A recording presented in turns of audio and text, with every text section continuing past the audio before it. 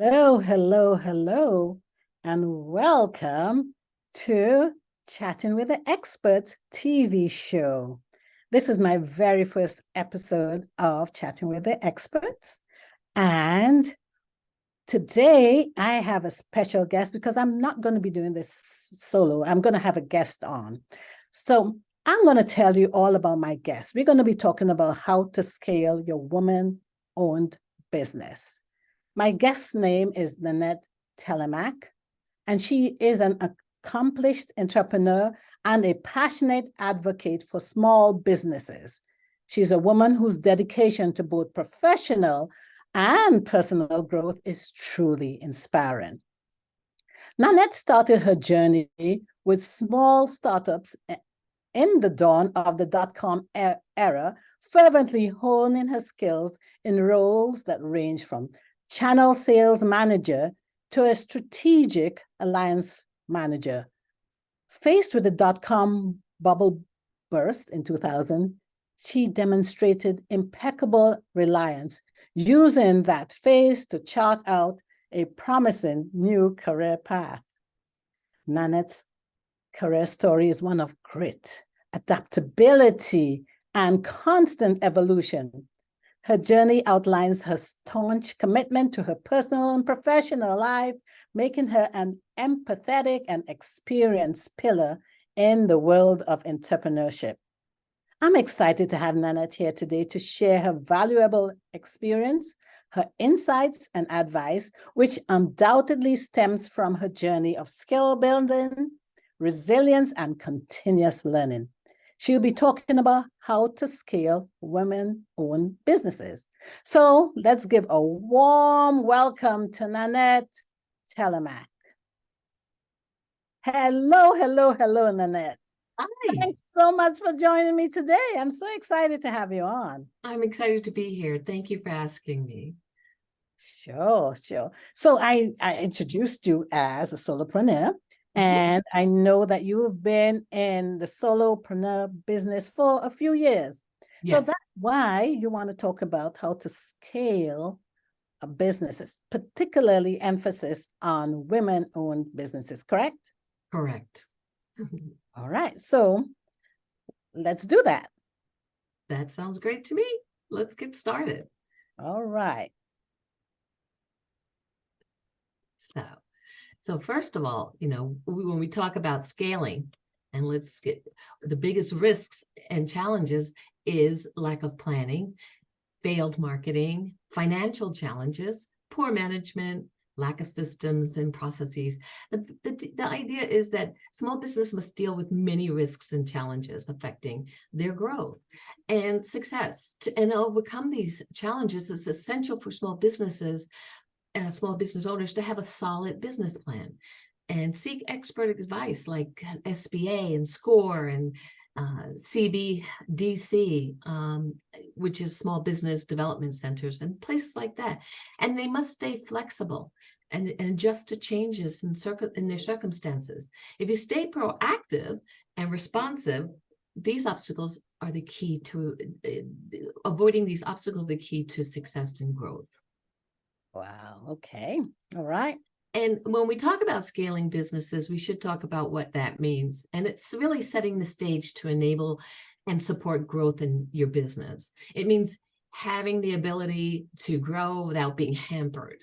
And we all are hampered trying to run our business every day. And it requires planning and funding and the right systems, staff and processes and technology and partners.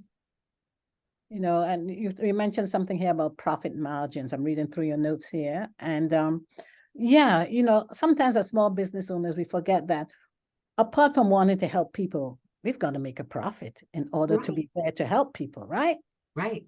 And that's an uncomfortable thing when you have to, when you try to work with getting your profit margins right, but it's something that women have to do, it's the uncomfortable part. Mm, So to scale your business, you have to understand your business landscape.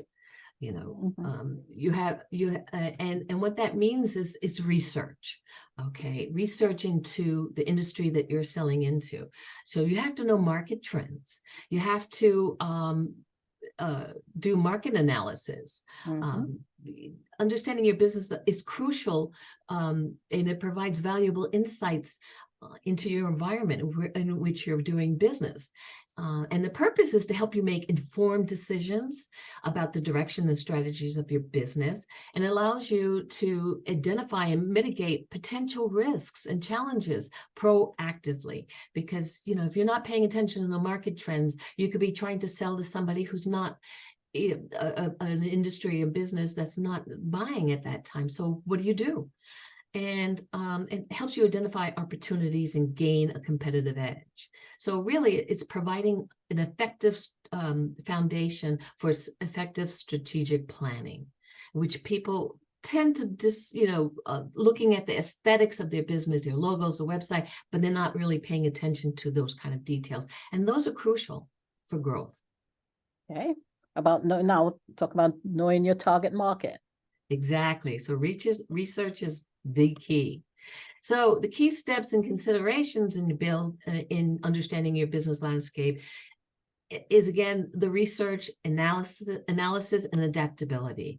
So small businesses should use this understanding as a foundation for their scaling strategies, and regularly visit and update it as markets tend to evolve. You know, our business and the markets are dynamic, they're not static. And so if you're not paying attention and being aware of changes, you're going to find yourself in a bad place, and it's not ideal for scaling. And financial health. I'm going to stop you at one point. They Yeah. talk about doing market trends. Now, who does the research for you? Is that something that we have to do? Do you encourage people to, get help if they need it? I encourage them to get help. I mean, look, we're running our business. We're trying to grow it.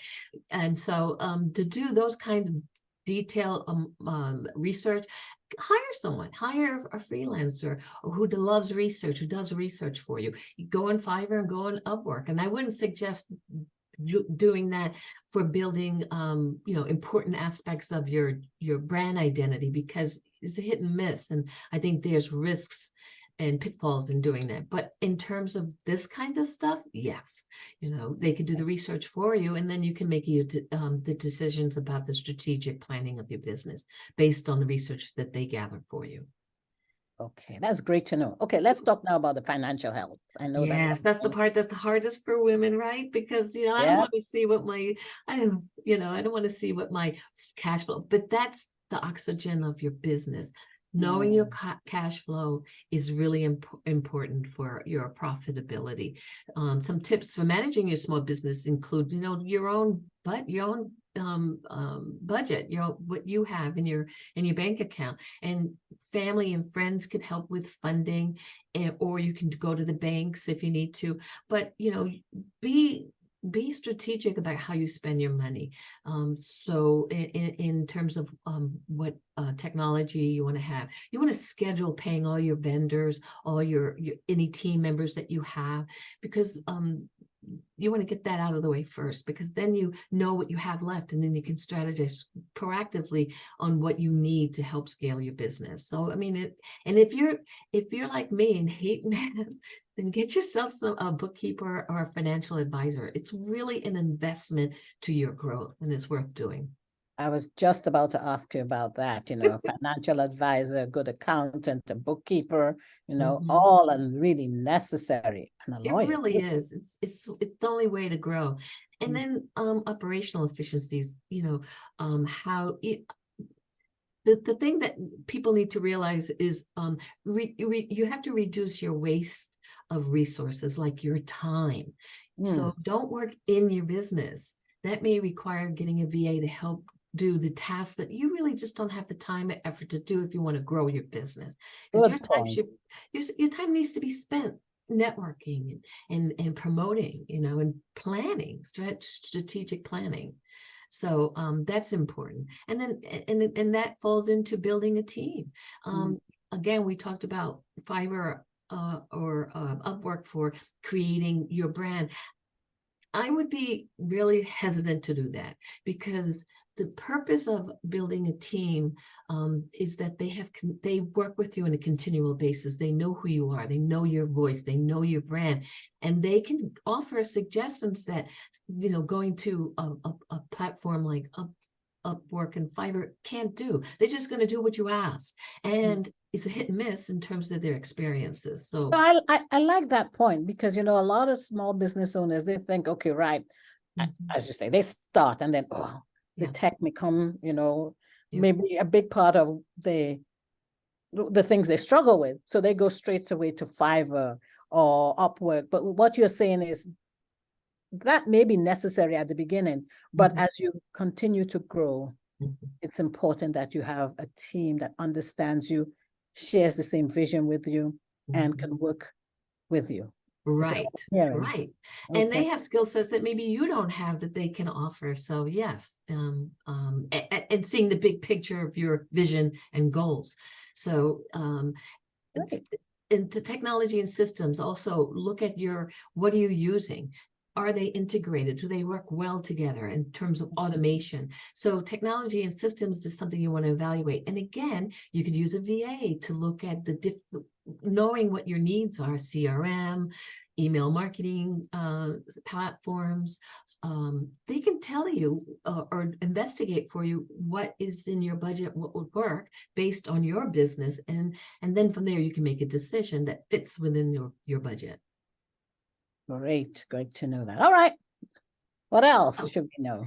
And then the biggest thing for me is, of course, because I'm a marketer, is sales and marketing strategy. I can't tell you how many times I've asked my clients when they first come in, what's your vision? What's your, brand identity? They can give a vague idea, and, what's your target market? Well, it's sort of everybody. And you're like, you don't want to, everybody means nobody. So you want to focus on a niche market. You want to really know the demographics of your target market. You want to have a clear message of what your business is about, because you're trying to explain to somebody why they would want to come to you as opposed to your competitor. What makes you unique, your value proposition. So really that to me is so critical. Besides everything else that I talked about that's critical, that's really critical. Having a strong brand identity. And then I put in your corporate business culture, because it's not a culture of a business. It's not just for corporations. This is for everybody. I was a solopreneur before I brought on about 9 now team members that help me deal with, give services to my clients. And I decided, I had to decide what was I going to relay to them in terms of my culture, what I'm trying to build in my business. And so I really focused on collaboration. I'm not hiring them to be taskers. I'm hiring them for their expertise, and I value it. And so that's the culture that I built, and that helps my business grow. And I like that. Yeah, so those are the things that you really need to focus on and concentrate and get down well, because that's going to be how you promote yourself. That's going to be your content and the messaging that you're bringing out to the target markets, the people you want to come to you. So it really requires some deep thought, and don't neglect that. I want us to talk a little bit about that, more about that. Why I say so is because initially when I heard you say corporate culture, I thought, about a corporation. And as you know, most of us are small business owners. We're women-owned small business owners. So you are saying, in other words, that the corporate culture can be part of a small business, part of your plan. Part of your identity, because you're not looking to, it's not necessarily for big corporations, but even a small business owner can ensure that they have the right team members that work together fluidly, so that your mission and your vision can be accomplished. That's what I'm hearing from you. Exactly. That's exactly it. And it just opens up a whole world for you, because again, you don't know everything. And you may know what your mission is and your goals and plans, but you don't know how to achieve them sometimes. And they can give you another viewpoint that could add value to and help you scale.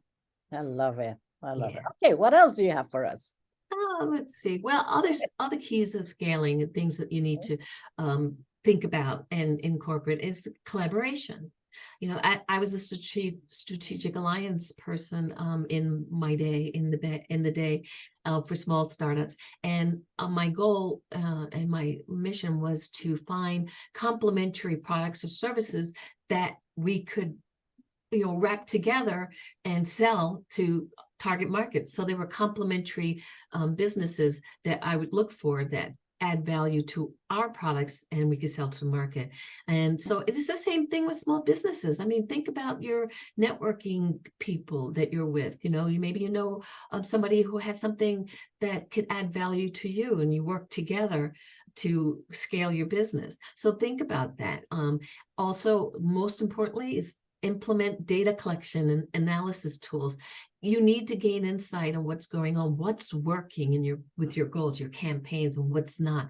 Because you don't want to be throwing, you know, wet toilet paper on the wall and hoping it sticks. Like you know, you don't want to keep doing that. So you want to see, like, I'm going to do this email marketing campaign. Now I want to see what kind of results I have. And this allows you to tweak and instead of just working all, you know, doing these things that you think work, social media, whatever, but you're not looking at what results you're getting. And then at the end of the year, you have nothing to show for it. I mean, that to me is not work. And that's where it comes into finding a third party expert in marketing, you know, somebody, and you could bring in a freelance marketer who can, you know, help you and guide you in terms of doing these things. Again, you don't want to be in your business. You want to be working on your business, and your expertise is, I know my mission.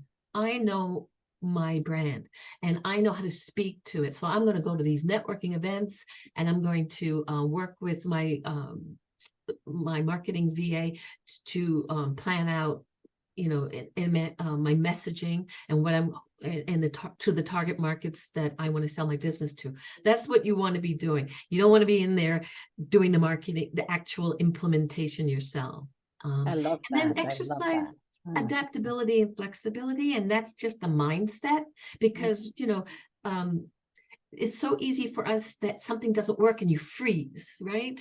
And Yep. oh my God, what am I going to do? And but so learning to, like, any mistake you make is a learning opportunity. So relax. Say that You know? again, Nanette, because we tend to look for, you know, as women want to be perfect. We want to be perfect. We, you know, we've been socialized to try and be, especially if you have a family, try and bring up your children so they're the best citizens. Try and make sure that everything goes right at home. And so we bring that to our businesses as well. So yeah, can you focus on that a little bit more, saying every mistake is a learning opportunity? Experience. Okay. Exactly. It's the learning experience. And it's okay if you fail.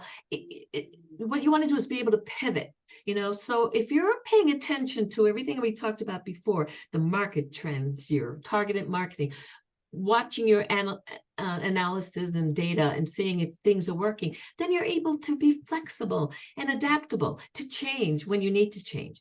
And as I said before, we don't know everything, but definitely continue educating yourself. You know, for me, in my line of work, which is marketing, I'm constantly taking online courses on social media, because that changes every day. And email marketing campaigns and what works best, and content writing. Not that I'm doing it, because I have a team that can do it, but I want to know. So I can, you know, when I'm speaking to my clients, because I'm the front end of my clients, I understand what I'm talking about, you know, and I know the new fangled thing, and is it even worth that client, you know, doing it, because maybe it doesn't fit their business model, you know, like AI and what that means, you know. So I'm constantly training myself. And then the last thing is be consistent. You know, don't say, oh, I have this great idea, and then 2 months later there's nothing. You know, you need to be consistent with your business and how you run your business. You have to look at the overall big picture and review your plans and your goals, your long-term as well as your short-term, to see, you know, are you on the right track? Is this working? Don't get so involved, like, you know, in your business, in it, where you're not looking at the big grand scheme of things, because that's not going to help you scale. Wow. Wow. Yeah. Okay. All right. So there's still more maintaining Well, business actually, it's just, stability. Okay. how to maintain your business stability, and this is just an overview of what we just talked about, keeping up with changes and consumer demands, really ask your clients questions. That's how you're going to know if you're on track to what you're doing is working. Focus on providing the best services to your clients. So if you're struggling to keep up with the demands your clients are giving you or the products that you're selling, then you need to bring somebody in because they're going to help you with your existing customer base so you can maximize the best services possible, and always pay attention to your cash flow, and always think about putting something aside for that risk that may come up. There are turbulent times, and so you never know what's going to happen. If you're not doing that, you're going to put yourself and your business in jeopardy. And prepare for the future. Always think about the future. How's my 5-year goal plan? Has it changed? Am I pivoting to something else? And always think about building a team before you actually are struggling. Do it before then. That's an investment of your time, which is time is money. And so that's taking that away and giving it to them. I had the hardest time delegating, letting go of this. And I'm so glad I did, because these people are awesome. They're awesome. And I appreciate them and tell them every day, how much I appreciate them. And all that does is stimulates them into thinking what's best for my company. What better way? That's just excellent, for me, and allows me to grow. So manage your time and your work-life balance. That's really How do you what do it's that? about. Okay. After you talk about that, there's a question that I have for you. Okay. Okay. So you talked about, finding a team that works well with you. How do you go about finding that team? Because I know that's a big problem from a lot of small business owners. Where do you even start? Right. There are so many organizations like VA Networking and Freelance You, which has people who are trained by them on how to be good VAs. And so those are places that you could look.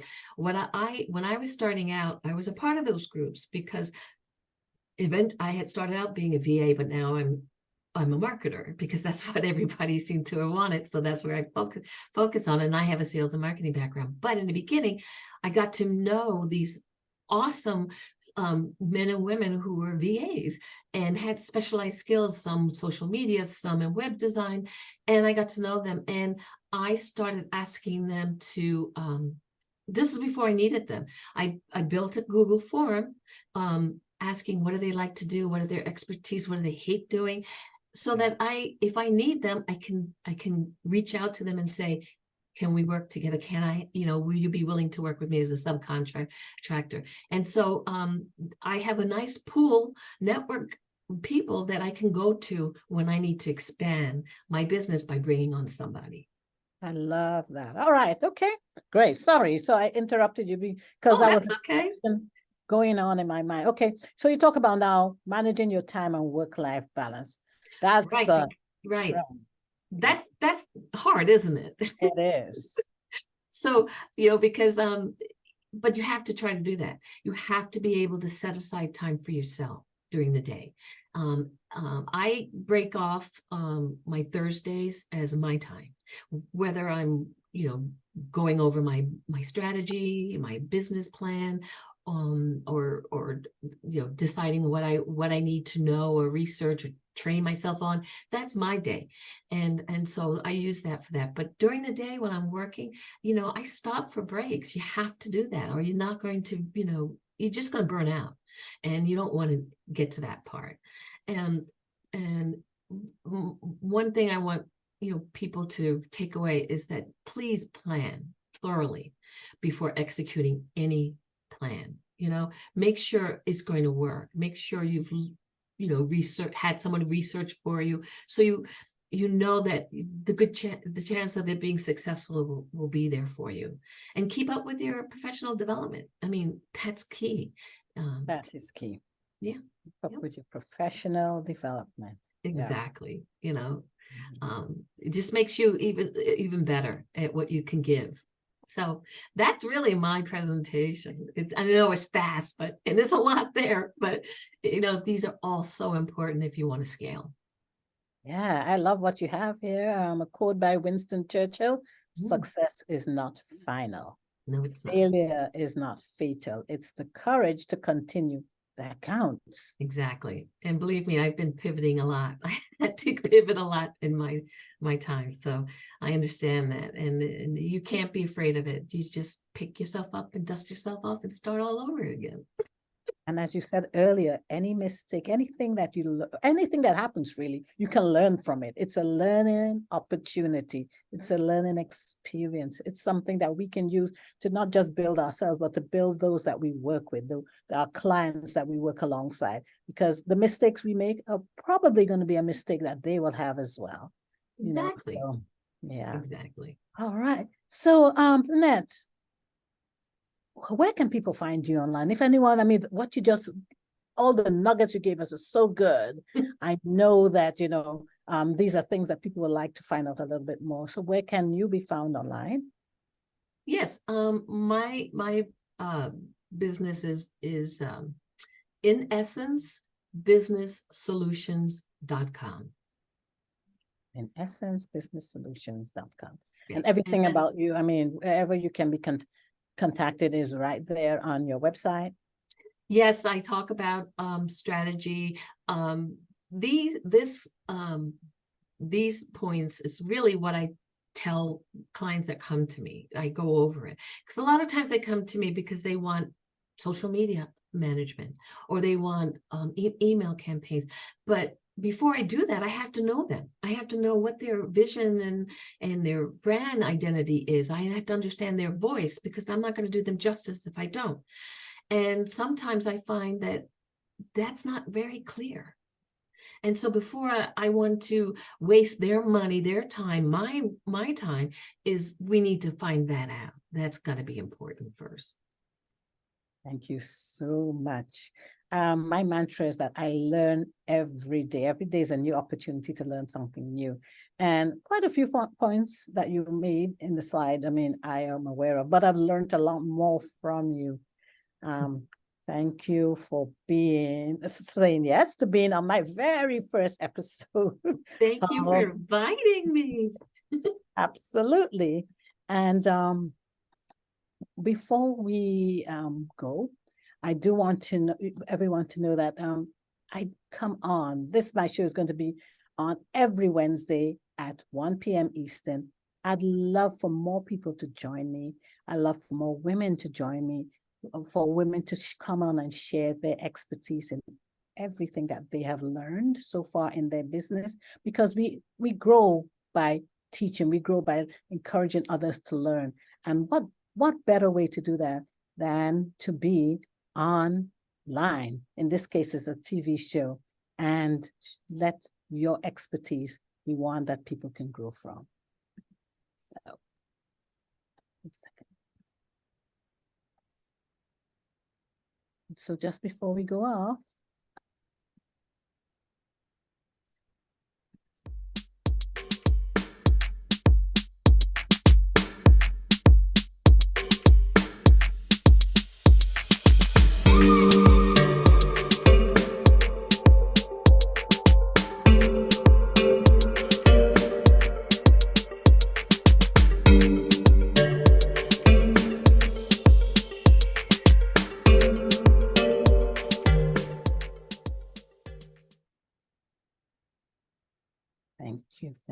thank you to all who were my guests today, and to all who are up planning to be guests on Chatting with the Experts. Please just reach out to me on my website, which is chattingwiththeexperts.com.